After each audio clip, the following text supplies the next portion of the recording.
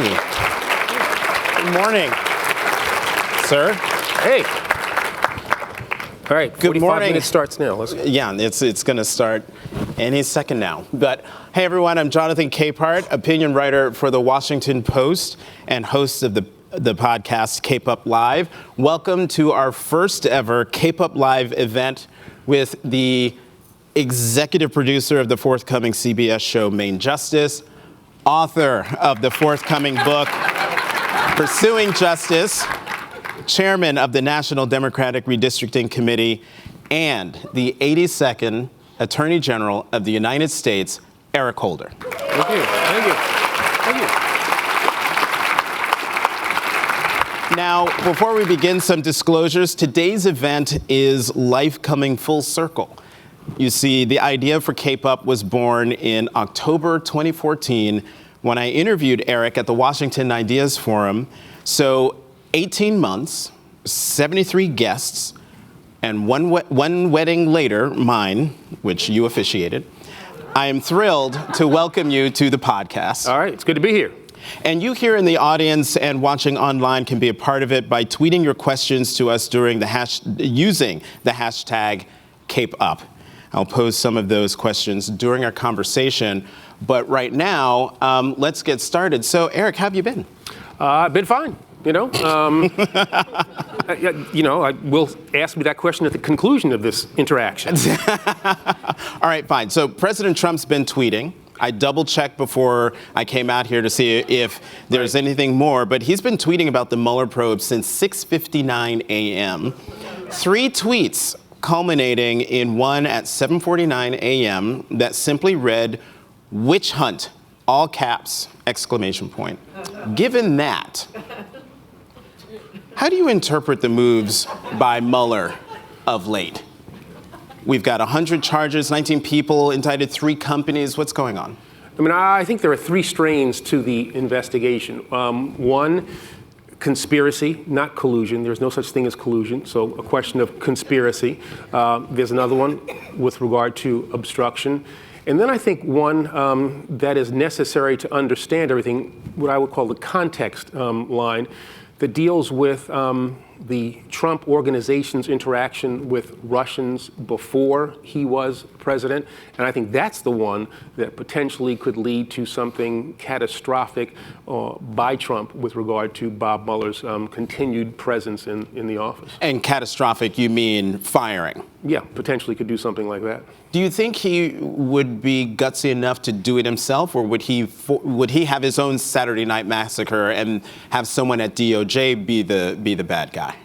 I mean, if you want to do it in a linear fashion, you'd have to go through the Justice Department. But it's hard for me to imagine, Rod Rosenstein, who I've known for 20, 25 years, agreeing to do that.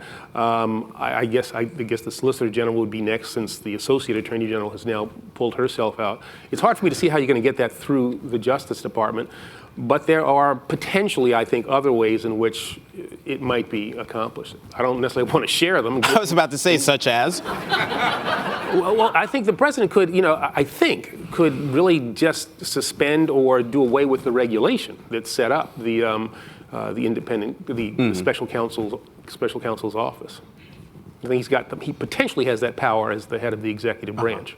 From where you've sat and where you sit now, has President Trump obstructed justice? I think that you can make a pretty good technical case. If you look at the Lester Holt interview, if you look at the request that he made to the intelligence heads to talk to Comey about how he should deal with certain witnesses. If you look at what happened on the airplane with the formulation of that statement, I think you probably got a technical case. I'm not at all certain that at this point you have a case that you would want to bring to court. And my guess is that Bob Mueller is in the process of putting together as strong a case as he possibly can. People have to understand, this is an investigation that's in its relatively early stages. They've been really kind of moving at light speed. From my perspective, this is about an 18-month to 24-month investigation if you're just looking at something done at a normal pace. And we're now, this thing's less than a year old, and there's been a pretty substantial amount done by Mueller. Yeah, I was about to ask you, is Mueller just getting started, or are we nearing the end of his work? You think, well, where is he? Given what you just said, and my question. Well, only they know. I mean, who knows what they have, what people who have been indicted have shared, who have cooperated, who are sharing with them. I just, I don't know. What signal did it send, do you think, the indictments a week ago Friday of the 13 Russians? I think that's very significant because I think if you're looking at a portrait, one half of that portrait was painted. You can no longer say that this is a witch hunt or that this doesn't exist. I mean, you've got specific people, you've got 3 other entities, you've got really facts, dates, times. So you know that it happened. Now the question is, who might have been involved with it? And I think that's the other part of the portrait that has to be painted. Is there anything that on the American side, I mean, might have been involved. Is there anything that you're anticipating Mueller doing that would be a signal to you that he is nearing the end of the investigation? Well, in some ways, I think it's Manafort's obvious. If there's a deal struck there, then I think you're getting close to some kind of culminating event. But there could be other ways in which you get to the end. But Manafort, at least at this point, seems relatively obvious. One thing that was surprising to me in the re-indictment of Gates was that he lied to the investigators earlier this month. Can you? Can you explain that to me? No. And why would it? That is, I've been a lawyer since 1976. Don't do the calculations for me. And I've never heard anything like that before. You come in for, a proffer, queen for a day, as it's called, and don't share the truth, which is totally inconsistent with every proceeding that I've done in that regard, and every proceeding that I've heard about. In Queen for a Day, you're allowed to go there and unburden yourself without fear of Queen for a Day, right? You want to go in there and say, look, I was responsible for the death of Jimmy Hoffa, the disappearance of Judge Crater. I mean, you want to put everything out there. Tupac and Biggie, I mean. Don't kid about Tupac and Biggie. There's kind of some things that are holy. Let's not go there. Yeah, I interrupted You're making me emotional, man, huh? What? I interrupted you. Queen for a Day. Yeah, I mean, Queen for a Day, the purpose of which is to allow you to share information with the prosecutor, and everything that you say cannot be used against you. And so you want to pile into that as much truthful information as you possibly can to make it difficult, quite frankly, for the prosecutor to use to get at you, because they then have to prove that anything that they got did not come from that which you shared. And to go and not tell the truth, again, it's inconsistent with anything I've ever seen in my time as a lawyer. So over the weekend, I sent out a tweet to my followers saying that we were going to be sitting down, and if they had any questions, to tweet back at me some questions. And I got one from @mom2ian, and this person tweeted, would he kindly explain if/how a sitting president can be indicted? What would that look like? Yeah, it's interesting. There are opinions in the Justice Department that indicate you cannot indict a sitting president, that the president has to first be removed from office through the impeachment process. I've looked at those opinions, and I think that I'm not at all certain. The Supreme Court has never ruled on that question, and I'm not at all certain that as I look back at those opinions, that I have as much confidence in them as I once did, because I think it presumes a couple of things. It presumes that there is going to be a Congress that will, in the face of misconduct by the president, take action to remove him from office, to allow the indictment to occur. And it also talks about the paralysis that would occur in the executive branch by having the president indicted. And I don't think it necessarily takes into account the 25th Amendment, which if you had an indicted president and the cabinet decided that he was unable to perform his duties, he could be temporarily removed. And so I think on the basis of those two factors, I'm not at all certain that a sitting president could not be indicted. What impact would a pardon of Manafort by Trump have on the Mueller investigation? Well, it would certainly relieve Manafort of any concern that he could be indicted on any substantive offenses, but it would not relieve him of the obligation to testify truthfully in any kind of interaction that he would have with Mueller, be it an interview or a testimony before a grand jury. If he were pardoned, he would lose his Fifth Amendment. His Fifth Amendment privilege would be fully vindicated, and so Mueller would have the opportunity then to put him in front of a grand jury, interview him, and ask him all the questions that he wanted to ask him. And if Manafort lied, he could still then be indicted. And we have seen that Bob Mueller is not shy about indicting people for not telling the truth. Yeah. On December 17th of last year, you tweeted, "Absolute red line, all caps. The firing of Bob Mueller or crippling the special counsel's office. If removed or meaningfully tampered with, there must be mass, popular, peaceful support of both. The American people must be seen and heard. They will ultimately be determinative." This was when the rumors were rampant in Washington that any minute now, back then, President Trump was going to fire Bob Mueller. If that were to happen now, do you think that people should, do you stand by this tweet? People should flood the streets to protest. Would that be an abuse of power? That'd be a total abuse of power, and I would think it would be an impeachable offense. To remove the person who is investigating you for any reason other than cause, I think is simply unacceptable. And the American people, I think, cannot allow that to occur. Our voices need to be heard if that occurs. And as I said, peaceful protests. But I was thinking along the lines of the Women's March the day after the inauguration. We need to have something like that, maybe about 10 times the size of that, so that people in Congress understand that this is something that the American people have deemed unacceptable and require them to act. Well, there is a march that's coming next month, March 24th. Yep. The kids of Parkland, Florida, who have been really incredible about, changing the debate, the debate on guns in this country. Have you been surprised by just their activism and their response to the mass shooting in their school? I got to tell you that it's a tragedy, and I feel for those parents for the loss of life there. But I've also been heartened by the response of those young people. My daughter tweeted, Maya, who you always retweet her. She's brilliant. Yeah, she's got better tweets than me.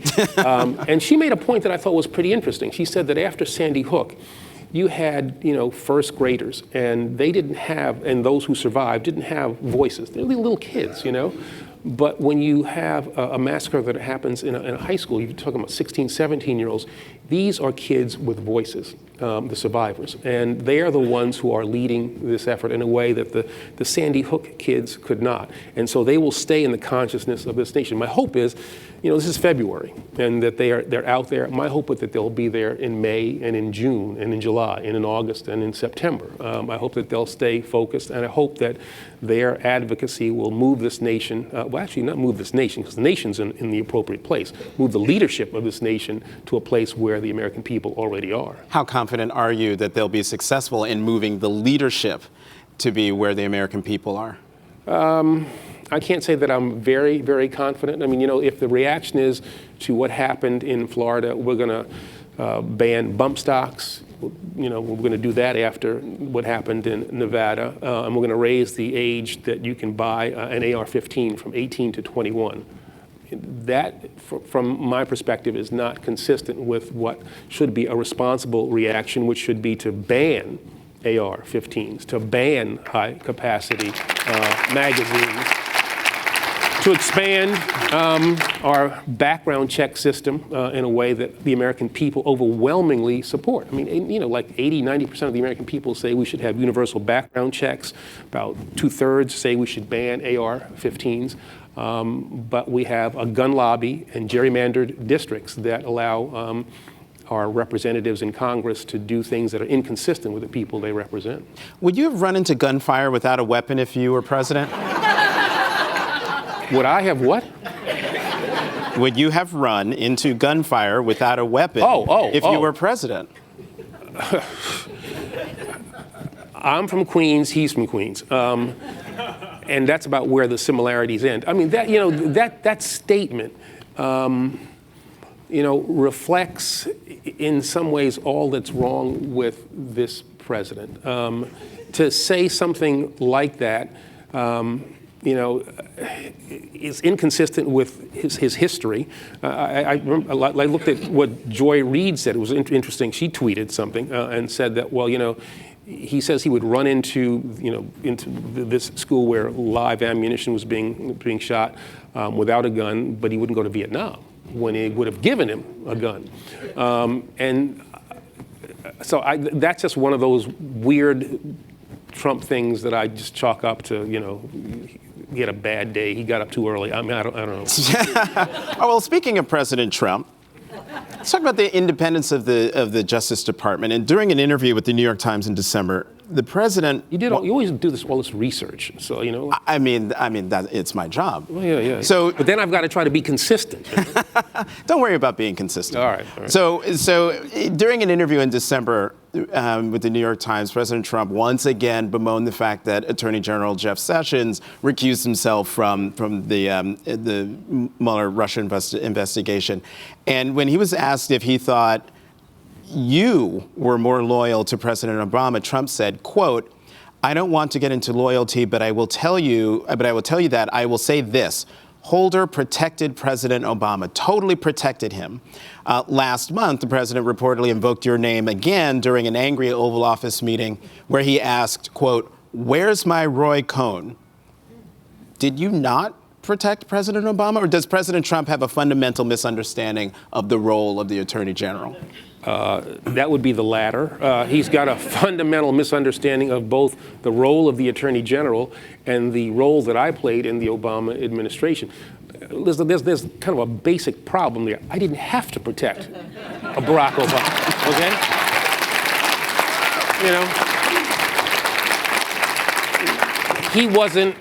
His campaign wasn't colluding with the Russians. We didn't have to worry about obstruction of justice.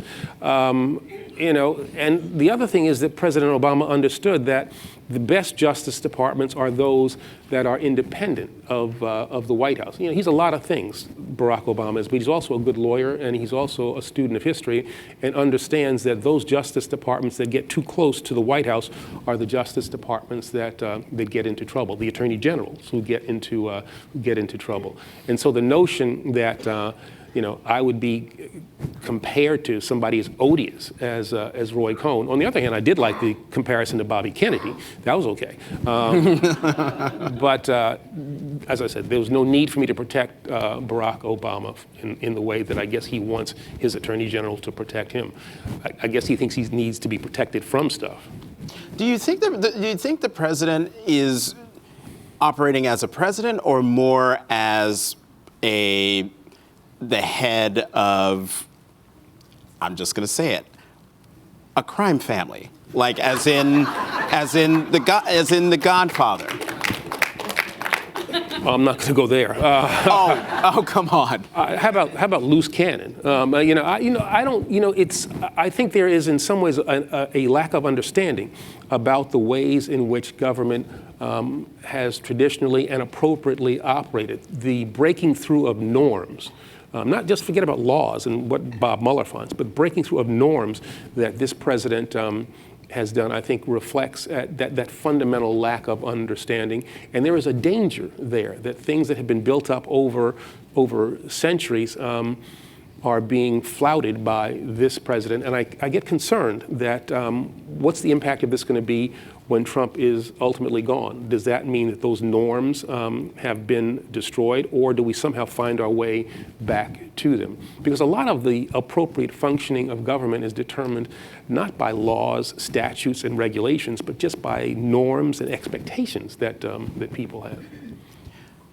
Speaking of norms, there was the fight that President Trump got into with Congresswoman Frederica Wilson of Florida.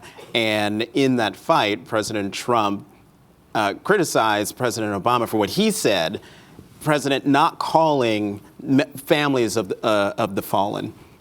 And on October 16th, 2017, you tweeted, "Stop the damn lying. You're the president. I went to Dover Air Force Base with 44 and saw him comfort the families of both the fallen military and DEA." And with that tweet, there was a picture of you and President Obama with 4 soldiers, all of you saluting. Stop the damn lying. Yeah, that one really got me. You know, the notion that Barack Obama was anything other than sympathetic to, empathetic with, didn't care about those who had fallen in service to the country. That really struck a nerve with me, and I remember that incident. And I tried to find that picture when we went to Dover, and I remember seeing him. There was a group of family members, survivors, and he was by himself in a room. And I remember looking at this slender guy and thinking that he had to somehow comfort all these people in the next room, and then standing in the plane as they brought the caskets off. It was cold.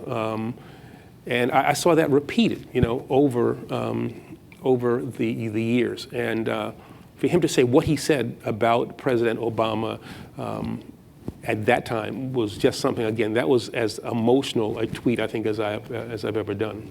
Let's talk about Congress, because you mentioned Congress a moment ago. Have you given up on Congress fulfilling its constitutional duty to be a check on the executive? I think as long as you have the present Congress that we have, I don't, you know, I think that I keep thinking that we'll get to a point where he'll go too far and they'll get activated and understand that they do have they are a co-equal branch of government. But I can't say that I'm particularly optimistic when you see the things that Devin Nunes has done, when you see the lack of activity by the oversight committees. I mean, you know, they called me up to talk about, you know, Fast and Furious like 10 times, you know, and that was something that I had little or nothing to do, stopped it and all of that, held me in contempt. And I think about all the things that have been going on in this administration, not only with regard to the president, but with regard to, you know, cabinet secretaries. And this Congress has really just said, you know, well, you know, it is what it is. How shocked were you by the Newness memo and the Shift memo, and just the fact that we have a Newness and Shift memos to be discussing?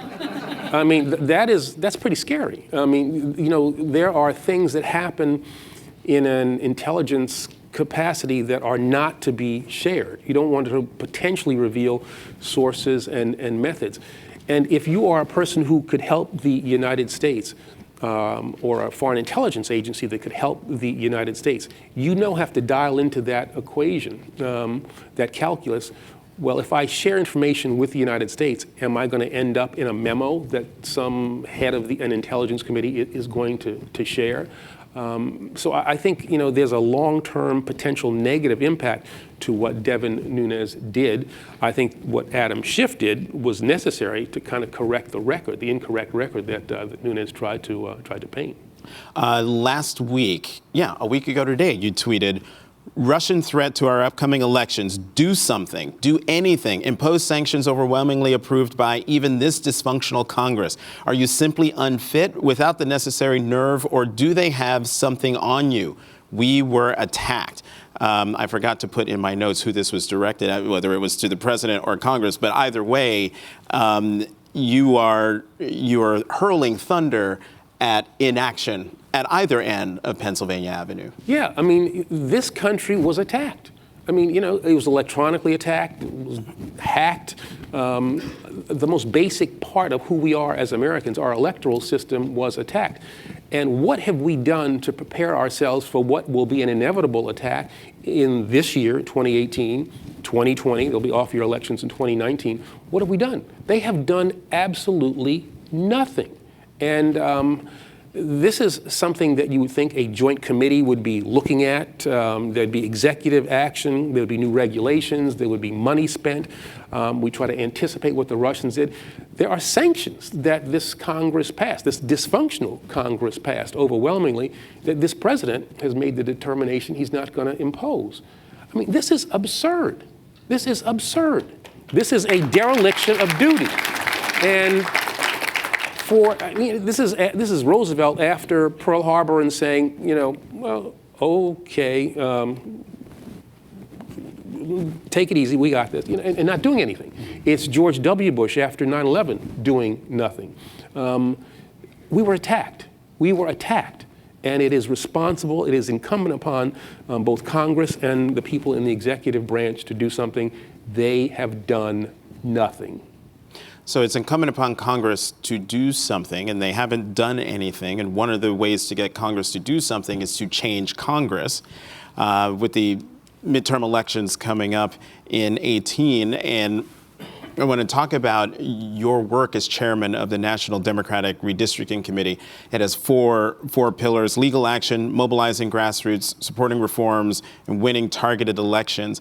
Yesterday, I believe it was, you filed, the group filed a lawsuit in Wisconsin. I think this falls under legal action. Talk about what you're doing in Wisconsin.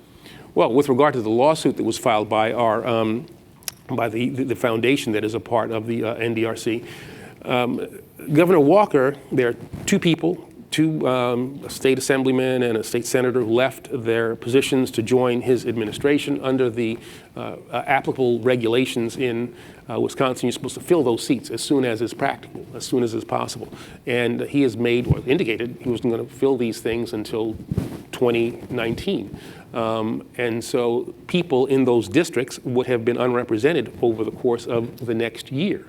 And we made the determination that we would sue on their behalf to tell him to do his job, which is to hold a special election.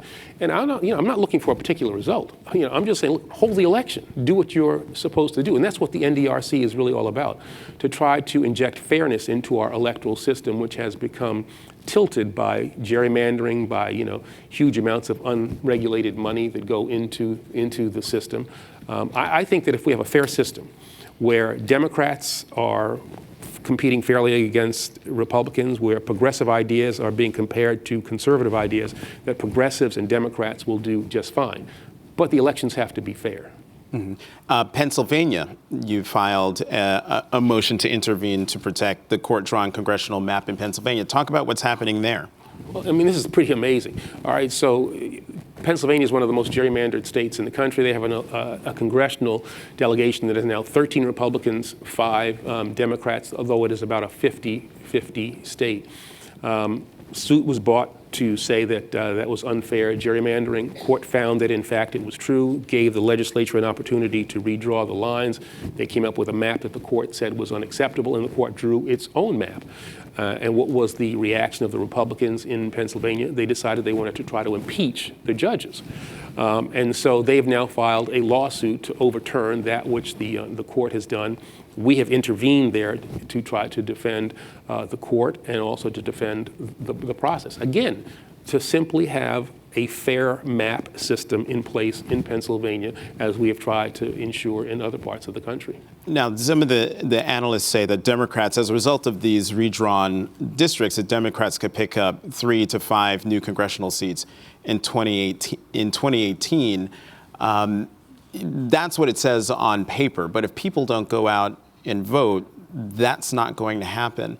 Is one of the pillars of the NDRC is to win targeted elections. Right. So how do you determine which races to target and why? Well, we look at the electoral system through a redistricting lens to try to make determinations about where we can ensure that when 2021 comes around and we have to redistrict, as we have to do after every census, to make sure that what happened in 2011 doesn't happen in 2021, that lines are drawn in a fair way. And so we look at, in each state, who are the people who are most responsible for drawing those lines in 2021? Governors always matter, state senators always matter, but in certain states, you go further down ballot. In Ohio, the Secretary of State, the state auditor are important. In Wisconsin, the Supreme Court will matter. That's why I'm going to go to Wisconsin in March to campaign for an open Supreme Court seat there. So we're making determinations about where you see the greatest amount of partisan gerrymandering, and then support those candidates who are in those critical positions and who will be in place in 2021, which is why we supported Ralph Northam in Virginia last year, who said that he would not sign a bill that redistricted in Virginia in 2021 unless it came from an impartial commission. Why Democrats seem to be late to this party of focusing on? We were 10 years ago. We ain't late this time. We ain't late this time. We're here, we're going to be heard, we're going to be effective, and we're going to have an impact on what happens with regard to the census in 2020, which is critical, and then what happens in redistricting in 2021. We were asleep at the wheel in 2020, in 2011. We didn't do that which we should have done, not only for the party, but for this country. I mean, this nation is, I think, an exceptional one because of the way in which we allow the people of this nation to choose the path that the nation should be on. And gerrymandering takes that away from the people. It allows politicians to pick their voters instead of letting citizens pick their representatives. Okay, so being asleep at the wheel in terms of Democrats, but right now the Democratic Party is in this fight with itself between the progressive wing of the party and the so-called establishment wing of the party. Do you think that kind of fight, basically a rehash of Hillary versus Bernie, will be detrimental to the party, or can the party get over that fight? Well, I think that kind of discussion is a healthy one. But what I think Democrats have to understand is that the differences between the progressive part of the party and the establishment part of the party, using your terms, are really not that significant when you compare the Democratic Party to the Republican Party, and you see where they want to take the nation. So let's have that conversation. Let's figure out the specifics of particular policies, but not lose sight of what the ultimate goal is, which is to make sure that progressive democratic ideas that I think address 21st century problems, but are rooted in a great democratic past, that those are triumphant, and that come 2020, well, actually start in 2018 with the House and the Senate, and 2020 with regard to the House, the Senate, and the presidency, and the state, at the state level as well, that we have more progressives, we have more Democrats in place, so that we have policies in place that better reflect the will of the American people. I think the American people are really kind of lined up, if you go kind of issue by issue, more with the Democratic Party than they are with the Republican Party. You mentioned earlier the census, and that is something that NDRC is very concerned about. It's the lack of funding that you're concerned about. You wrote an op-ed piece about this, and you mentioned lack of funding and the question of citizenship. Right. Why? I can understand lack of funding, but what's wrong with the question of citizenship on the census? Well, the Justice Department and a part of the Justice Management Division of the United States Department of Justice wrote to the Department of Commerce, not the voting section of the Civil Rights Division, which is the section that has responsibility for the census, and said that you should include in the census a question about, are you a citizenship, which has not occurred since 1950, and which I think is designed to discourage people who are not citizens from raising their hands and being counted, or citizens who are of immigrant background, recent immigrant background, from participating in the census, to try to undercount people in those communities. You know, if you look at the Constitution, which says that you have to have a census every 10 years, it talks about counting people, counting inhabitants. It doesn't say counting citizens. And so if the Justice Department is successful in including this question in the census, and I think Congress has to decide by April the 1st, that'll be the next lawsuit that the NDRC brings.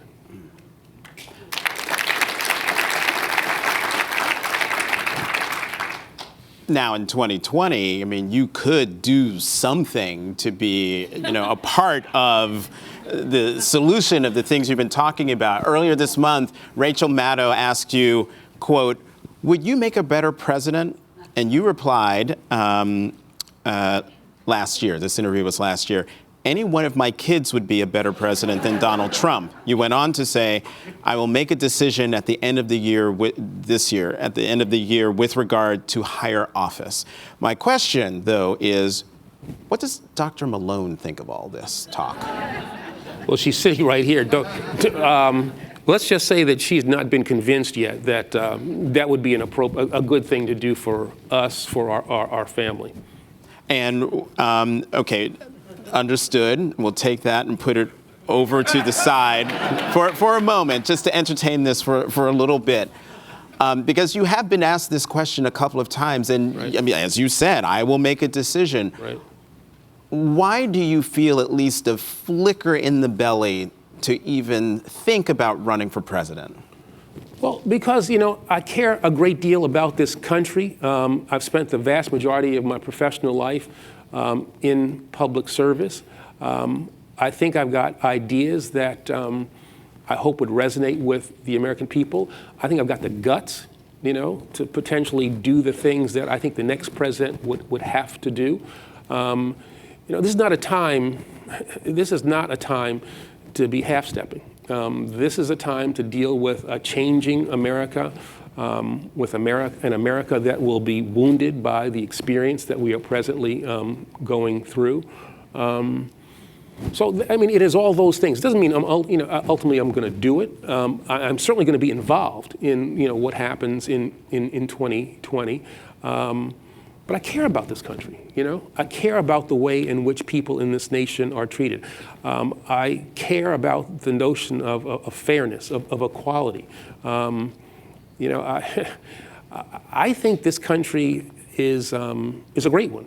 And, we have a pretty consistent arc of progress. We're a better nation now than we were 50 years ago. Dr. King said, the arc of the moral universe is long, and it bends towards justice.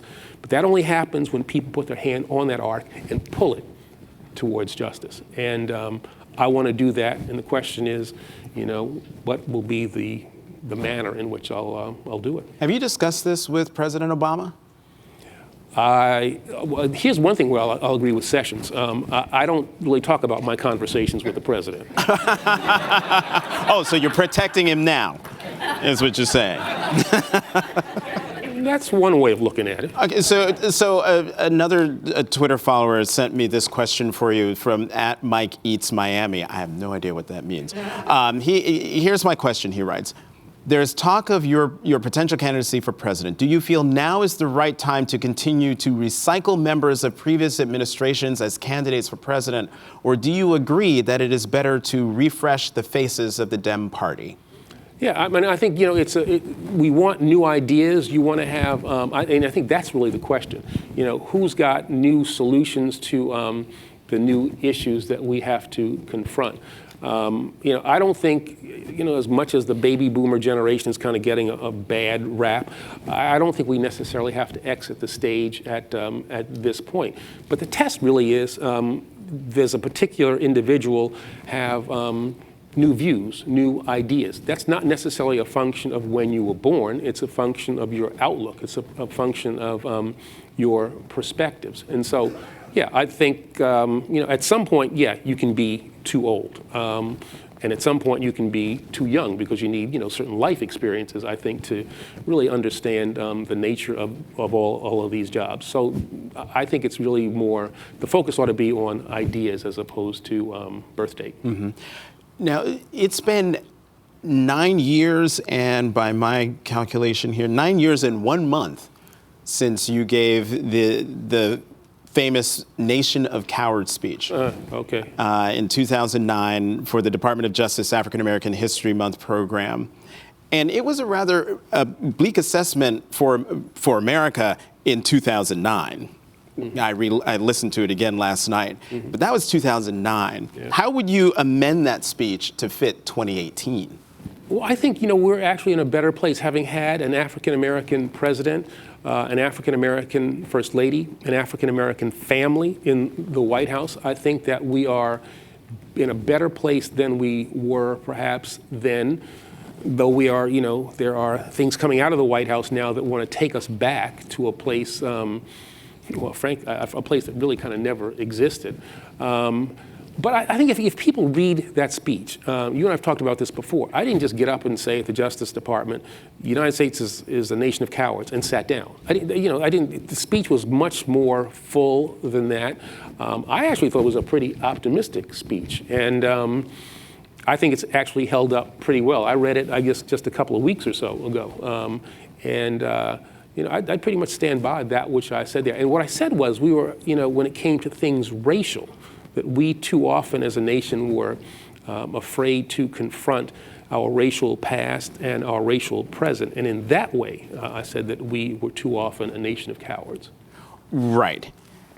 But in today's America, listening to that speech last night was like going back to this magical time when that speech was like the most important controversy of the day. Oh, yeah. Think about that. Compared to where we are now. Yeah, and tan suits. Remember how big? Tan suits. And you know what? I shouldn't talk. I was part of that brigade. Sorry. But today we have gone from a president who embodies all those things that you just talked about to a White House that has become a bullhorn for white supremacy that allowed Charlottesville that glorified what happened in Charlottesville with both sides and not outright condemning the racial violence that happened there. How can you say that we're in a better place when the White House has become such a bullhorn? Yeah, I mean, you can certainly look and focus on, the particulars of this moment and be concerned, and I am concerned. But I think that arc of history is much greater than simply what's happened over the course of the last 13, 14 months, which have been significant and which have been negative. I mean, like him or not, Donald Trump has been a consequential president. I think he's been a negative consequential president. But I think you have to pull back and look at these past 13 months or so in the full range of American history. And I still think that we're on, a better arc. There are going to be issues that will remain after Trump leaves that this nation is going to have to deal with, especially, among other things, when it comes to, to race and the divisive way in which that has been used.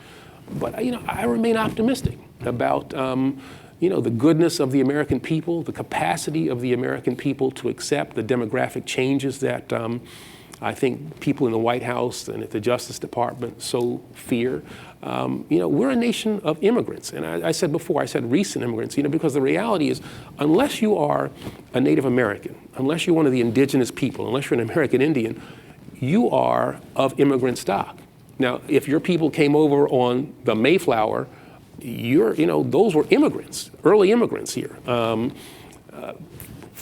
lot of our folks came over on slave ships. We are of immigrant stock.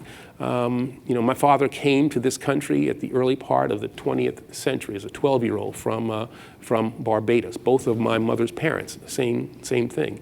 And that story can be replicated by everybody in this room and everybody in this country. We are of immigrant stock.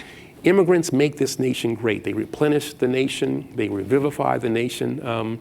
They keep us fresh in a way that other nations are not. And to turn our back on our immigrant past in the way that this administration has, I think, is dangerous.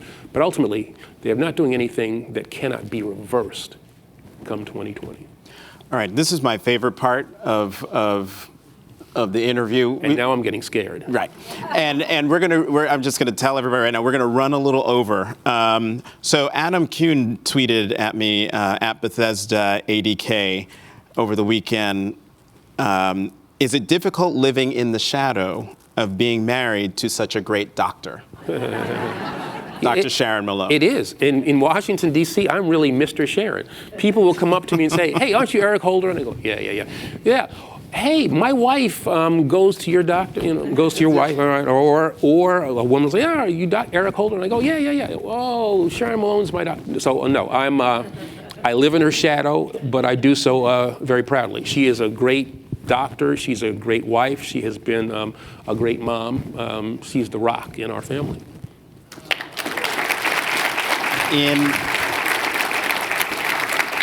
And she's gorgeous. I was impressed initially by her intellect. That first night I met you, it was your intellect that came through. Yeah, if we had more time, I would so get into how they met because it's a great story. In 2014, I asked you this question, but I'm turning it around for 2018. Mm-hmm. Homeland, Scandal, Veep, House of Cards. Which one gets the Trump administration mostly right? I don't remember what I said before, but I'd say House of Cards now. I mean, House of Cards. You look at it and think, oh, it's interesting. That's kind of absurd. Now it's kind of like, oh yeah, that this is a reality show I'm watching now. It's so I might say House of Cards. Okay. What did I say before? I don't remember. You said, let's see, it may have been Veep because you made an oblique reference to Vice President Cheney, okay. Which got a little. Yeah. Okay. Are you more T'Challa or Killmonger? What? Don't even try. You've seen Black Panther. Oh, okay. I just saw it two nights ago. And it seemed like a great movie, but I have to tell you, I had just come back from a long trip and I kind of fell asleep in the movie. What? So I'm going back. I mean, the parts that I saw, I really liked. And there were... You're not answering my question. I want to give you a truthful answer, so we're going to have to come back after I've had a chance to really kind of, check it totally out. Come on, man. All right. Miles Blair is playing you in the forthcoming CBS show Maine Justice. And when we spoke in 2014, I asked you, who did you want to play you in the movie? Right. And you said Denzel Washington. Right. Does that still hold, or are you open to suggestion? The part has been cast now, and for the movie. Well, for the that's TV the TV show, but I'm like, Oh, for the movie? We're going to a movie. All right. Yeah. I still like Denzel to be there, but I'm open to suggestions. I mean, because I should say Miles Blair is the person who will be playing you in Maine Justice. No, Bokeem Woodbine. I'm sorry. Is the actor who will be playing the Attorney General. Won't be playing me. He'll be playing the Attorney General. Playing the Attorney General. In Maine That's Justice. not you, but it's you. Right. It's not me. He's got a bald head, I'm getting there, but he's gone. That's why I'm thinking maybe Idris Elba. I mean, right? Oh, yeah. So you hear that? Oh, wow. My wife would like that. One of the best pictures I think I ever took was you with Idris Elba, right? One of her Are you in the picture? No. I was taking the picture as instructed. All right. I want to end here on a serious note to reflect on 1968, the 50th anniversary of the assassination of Reverend Dr. Martin Luther King Jr. You were 17 years old on April 4th, 1968. Do you remember where you were on that date? Yeah, I remember the bulletin coming across the television, black and white TV I think that we had, and my mother was out. I ran, the car pulled in. I remember running out of the house and telling her, hey, Mom, Dr. King has been assassinated. Martin Luther King has been assassinated. And she was crying and said she had heard it on the radio. And we all gathered in front of the television to watch the news reports, that day. And I remember, feeling a sadness that I had not felt, before November 22nd, 1963, when President Kennedy was assassinated. I had not lost anybody in my family. It was very close to me. And I felt something very intense in 1963 and felt something extremely intense in 1968 with the death of Dr. King, not knowing that I was going to feel something very intense 2 months later with the assassination of Robert Kennedy. Who's your greatest inspiration? I think my father, my mother, people who worked hard. My father was, a dropout, didn't complete high school, and was among the wisest people I've ever known. Had a sense of what was right, what was wrong, good instinctive abilities in assessing people. He's a person, I owe almost everything to, and the things I don't owe to him, I owe to my mother, who finished high school, but never had the opportunities that she should have had, because she was an African-American woman, and there were limits placed into how far she could go. She was as intelligent a person and as as driven a person as I've ever known. Had she been born 50, 60, 70 years later, she might have been the first African-American female attorney general. But she was denied that chance. And she was determined, as my father was determined, that their boys would not be denied those opportunities. And so I thank them. Eric Holder, 82nd Attorney General of the United States, thank you very much.